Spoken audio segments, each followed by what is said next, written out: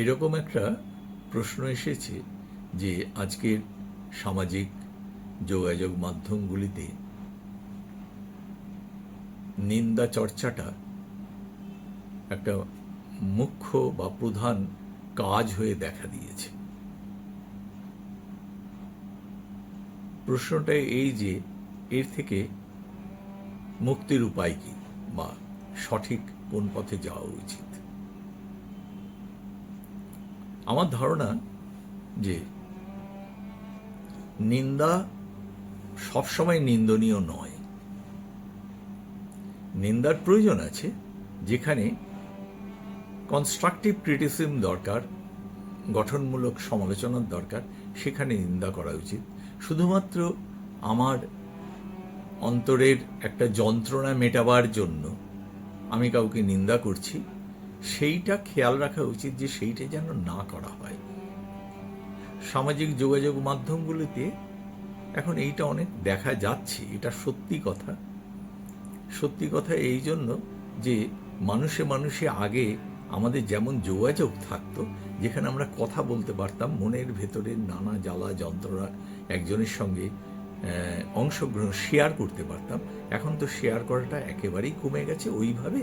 তাই এই আমাদের মিডিয়া বা আমাদের যে সমস্ত ইলেকট্রনিক মাধ্যমগুলি রয়েছে তার মাধ্যমেই আমরা করি। তো এটাকে কেয়ারফুলি চলাই উচিত।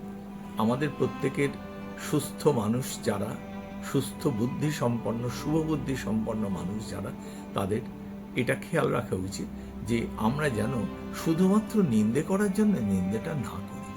কাউকে সমালোচনা করার জন্য অবশ্যই নিন্দের প্রয়োজন আছে, কিন্তু সেটা যেন তাকে ছোট করার জন্য না করে। সমাজে এরকম কাজ যেন আর কেউ না করে, সমাজে এই কাজটা করা শুভ নয়, কল্যাণের নয়, সেই ভাবনাটা থেকে এটা যদি করা হয় তাহলে মনে হয় এই নিন্দে মন্দ চলতে থাকবে।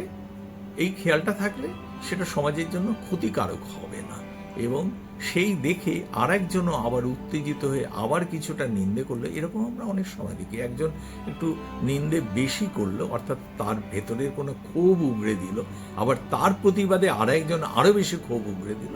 এ একটা যেন ঝগড়ার ক্ষেত্র হয়ে যায় সামাজিক যোগাযোগ মাধ্যমগুলো। পরস্পরের যন্ত্রণা আরেকজনের ওপরে প্রয়োগ করার ক্ষেত্র হয়ে যায়, সেইটা যেন না হয়।